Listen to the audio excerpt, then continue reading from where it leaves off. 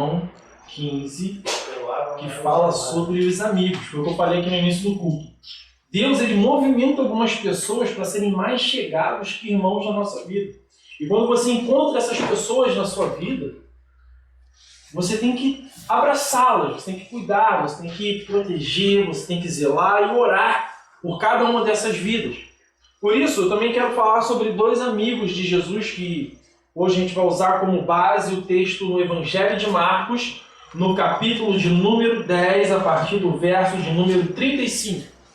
Diz assim a palavra. Amém, irmãos? Todos acharam? Amém. Amém. Glória a Deus. O pedido de Tiago e de João. Nisso Tiago e João, filhos de Zebedeu, aproximaram-se dele e disseram: Mestre, queremos que nos faças o que vamos te pedir. Aleluia. O que vocês querem que eu lhes faça? Perguntou Jesus. Eles responderam: Permite que, na tua glória, nos assentemos um à tua direita e o outro à tua esquerda. Disse-lhes Jesus: Vocês não sabem o que estão pedindo?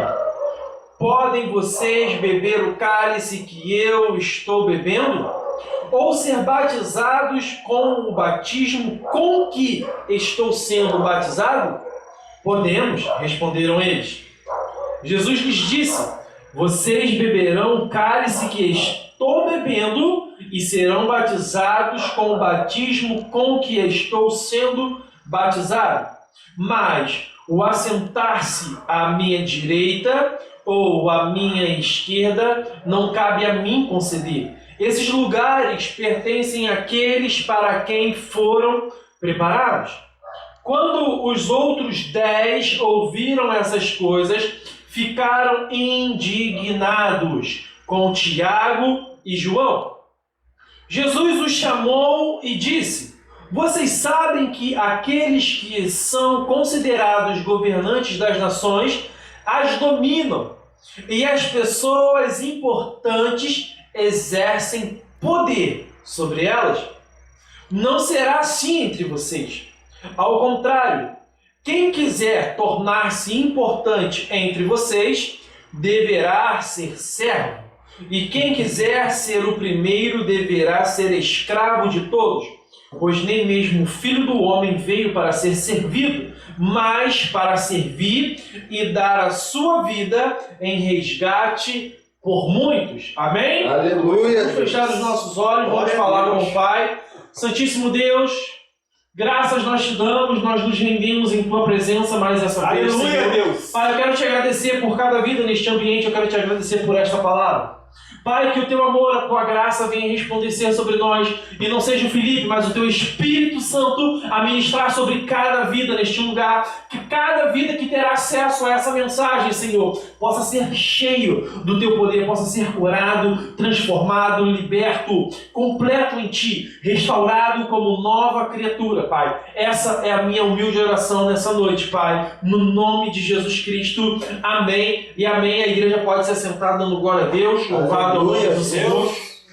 Irmãos, o texto aqui é bem enfático, o texto é bem objetivo. Ele vai falar sobre uma oração, aqui vai falar sobre um pedido e aqui vai falar sobre uma contra-resposta.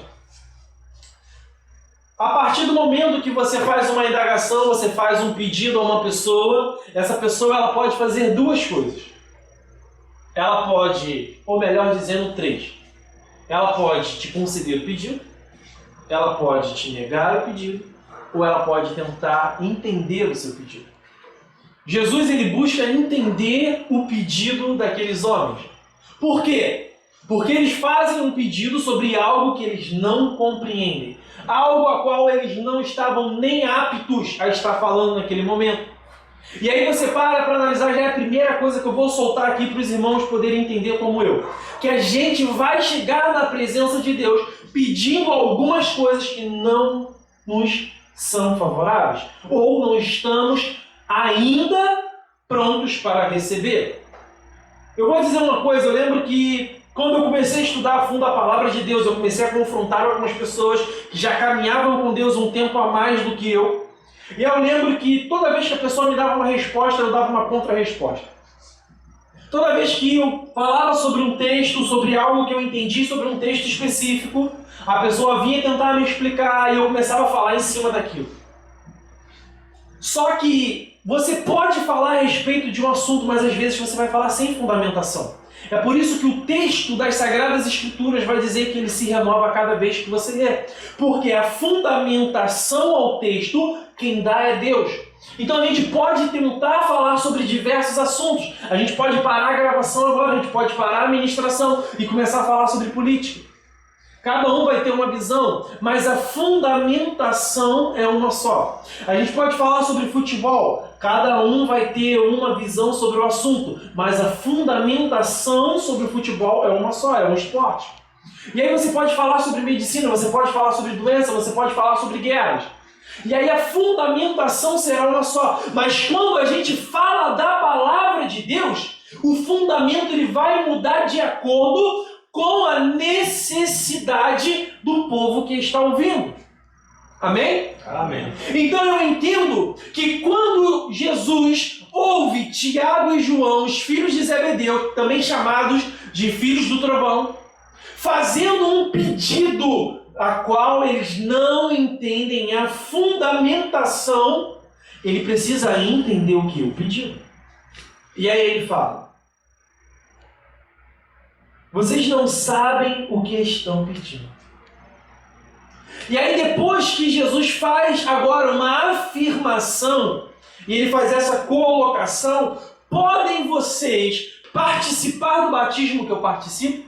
Podem vocês beber do cálice que eu irei beber? E eles falam: podemos?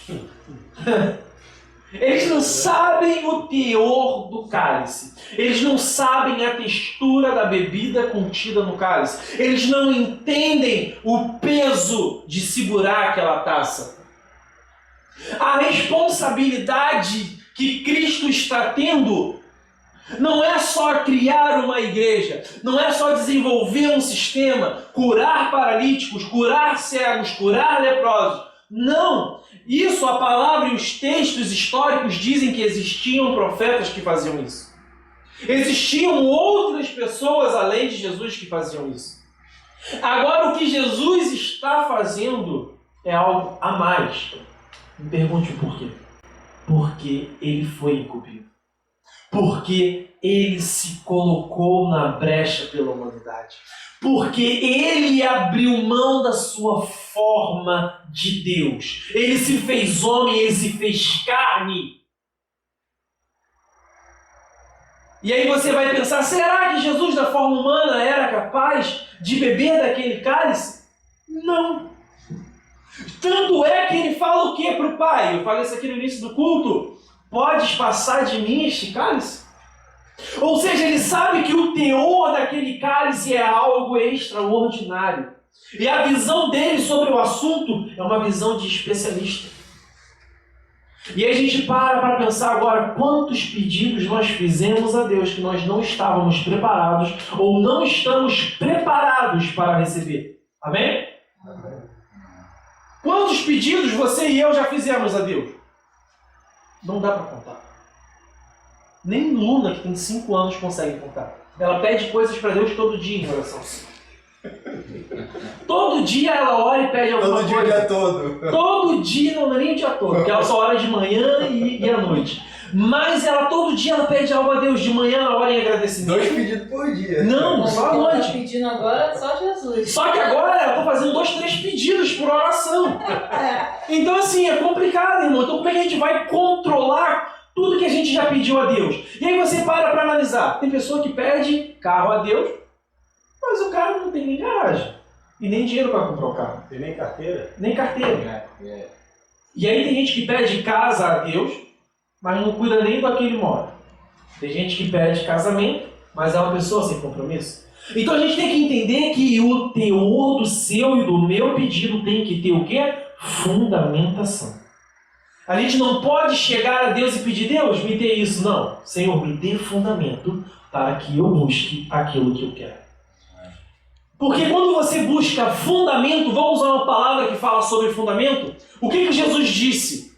Ao homem que ouve as minhas palavras e as pratica, eu o assemelho a um homem que edificou a sua casa sobre a rocha.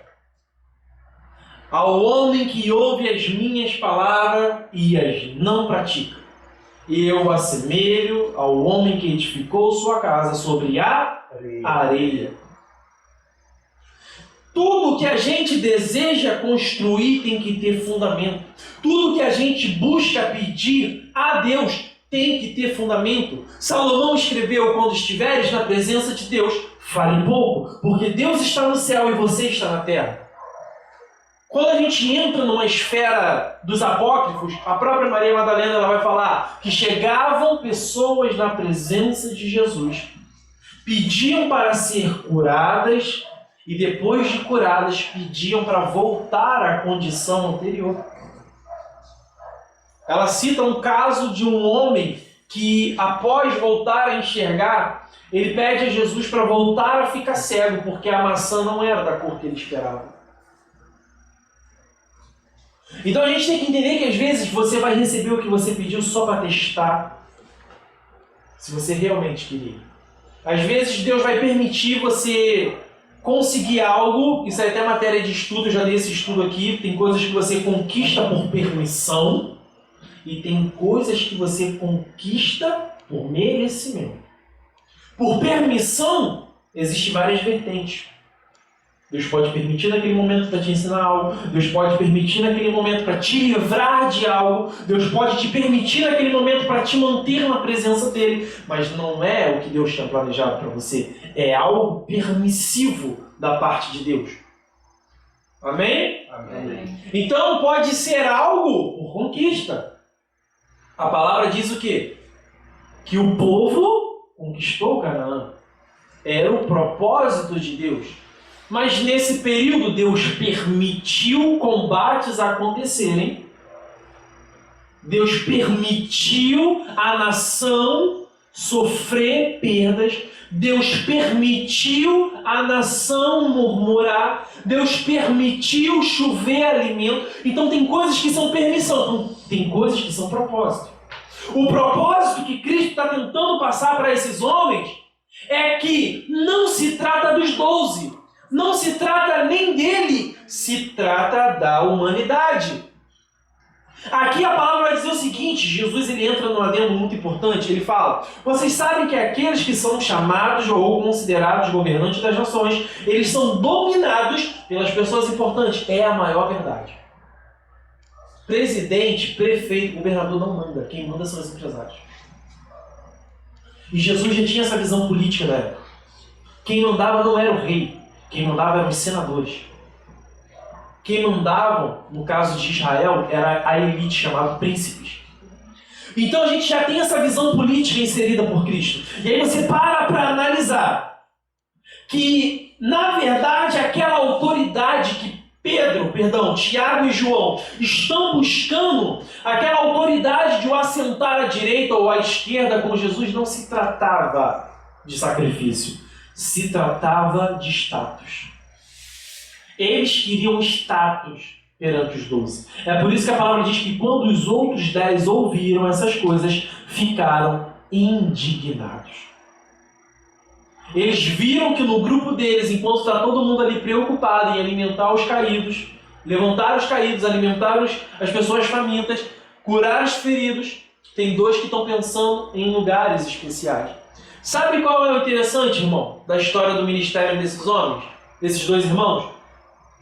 Atos dos Apóstolos, capítulo 12, diz que Tiago foi o primeiro a morrer. E João foi o último.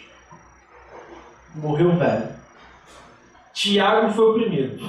Provavelmente foi ele que respondeu: podemos. Já que você pode beber, então beba do cálice. Foi o primeiro a descer a sepultura. E João foi o último, ou seja, ele teve que ver todas as pessoas que ele amava perderem suas vidas. Ele foi jogado dentro de um tonel de óleo fervente. Você pode beber esse cálice? Você está pronto para beber esse cálice? Será que hoje o que nós estamos pedindo na presença de Deus é de fato o que nós estamos preparados para receber? Então, essa ministração, irmãos, ela vem de encontro com o nosso ego hoje.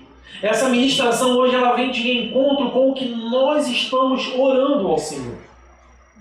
A gente tem que entender que nós entramos numa primícia no início do culto de falando sobre uma oração combativa. A ferramenta que Deus te deu é a ferramenta que você leva para a guerra. A ferramenta que Deus te deu, ela vai ser menosprezada por muitas pessoas, entenda isso. Eu quero que você capte isso não com os seus ouvidos, mas com o teu coração. A ferramenta, por mais que seja menor ou aos olhos do homem inútil, é a ferramenta que Deus te deu. E ela é suficiente para você conquistar todas as coisas que você quer. Agora você também não pode pegar a ferramenta que Deus te deu e deixar ela de lado. A palavra diz que Davi ele derruba gigantes, sim. Mas quando ele fica velho, ele chega numa situação onde 5 gigantes cercam ele. Quase mataram Davi. Sendo que quando Deus manda Davi pegar as pedras do rio, Deus manda ele pegar 6 pedras. Pegou isso, Diácono? Deus tinha mandado o menino pegar 6. Ele pegou as 6. Mas ele só usou uma. Qual é o dever de qualquer cristão, qualquer filho de Deus? Guardar e andar com elas. Pode passar 1 ano, 2 anos, 3 anos, você virá rei. Mas continue usando a ferramenta que Deus te deu. Então a palavra vai dizer que quando Davi é velho, ele é cercado pelos filhos do gigante. Os filhos voltaram para cobrar a conta. E quase mataram Davi. Mas os valentes de Davi salvaram ele. Não estou falando exatamente de Davi nem do cenário de guerra dele. Mas o que eu quero te falar é que você não pode abandonar a ferramenta que Deus te deu para derrubar gigantes. Entenda, passaram-se anos, novas tecnologias de combate surgiram na nação, mas a ferramenta de Deus continuou sendo a pedra.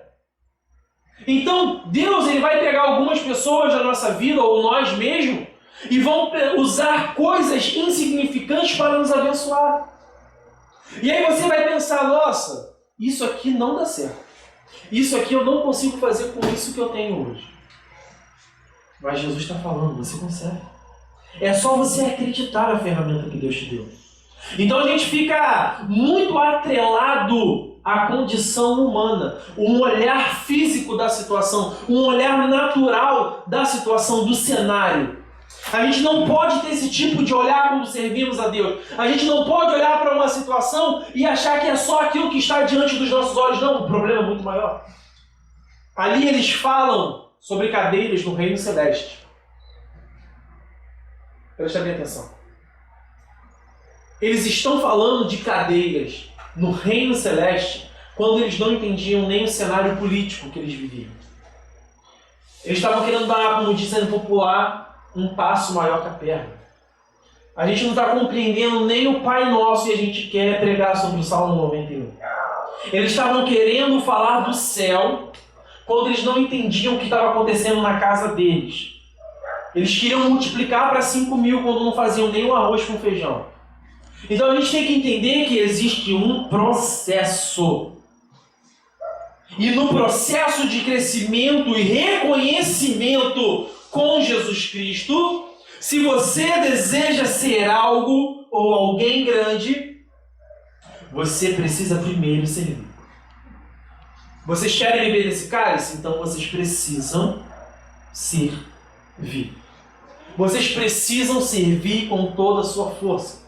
Porque a autoridade que Deus dá não é uma autoridade que as pessoas vão poder palpitar. Não é uma autoridade que as pessoas vão conseguir limitar. É interessante que, a última vez que eu fui no Monte Coelho, o profeta foi até usado e falou comigo, Deus manda te dizer, não negocie a autoridade que Ele te dá. Não negocie a autoridade que Ele te entregou.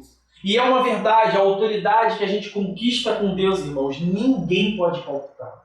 Então hoje vocês estão ouvindo, amanhã serão vocês pregando. Então amanhã serão vocês direcionando vidas. Serão vocês que vão estar mostrando para as pessoas que elas não podem cobiçar o trono no céu se elas ainda não entendem a cadeira que o governador está sentando. Se eles não entendem nem o sistema político e nem quem realmente manda naquele cenário, eu não posso querer buscar algo além daquilo. Eu tenho que começar como? Servindo. Eu tenho que começar por baixo. Eu tenho que entrar na luta sabendo que eu sou o menino com a pedra na mão. Eu tenho que entrar no combate confiando que eu estou indo para a luta em nome do Senhor dos Exércitos.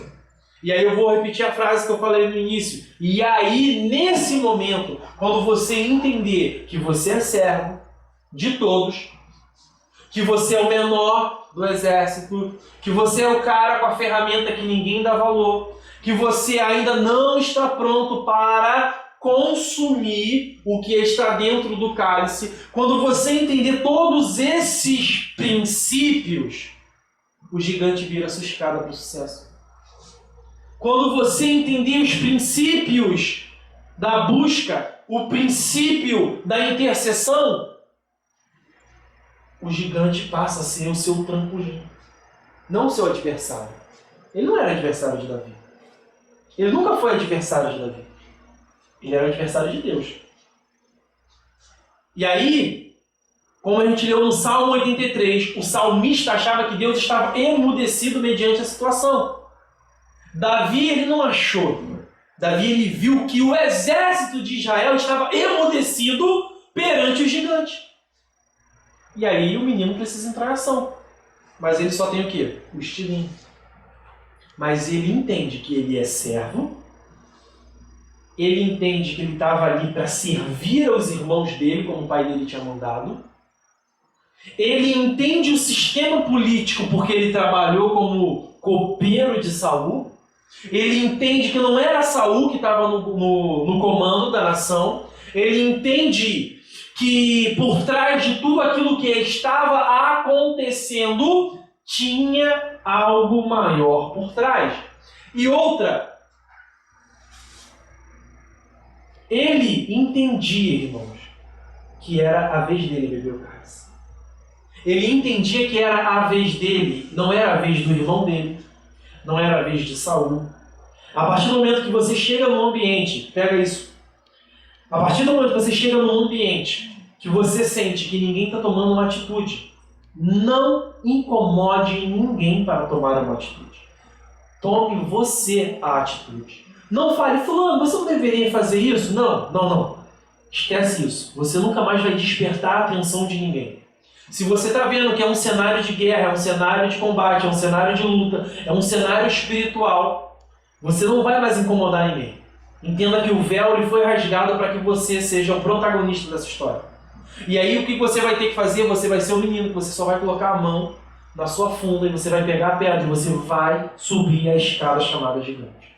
Amém? Amém. Vamos nos colocar de pé, irmãos. Vamos finalizar a ministração. Passei até alguns minutos, peço perdão. Mas essa foi uma ministração direcionada, uma ministração de liderança mesmo, para que a gente possa entender os princípios que norteiam a nossa caminhada com Cristo. Deus ele tem lugares especiais preparados para cada um de nós. Eu não sei se é o da direita ou da esquerda. Eu não sei qual quarto da mansão que Jesus foi preparar será o meu ou será o seu. Mas o que eu sei é que se eu entender esses princípios, eu vou chegar lá. Aleluia. Então o que a gente precisa não é focar no agora, é focar no que está por vir, entendendo o cenário atual. Amém? Amém, Senhor.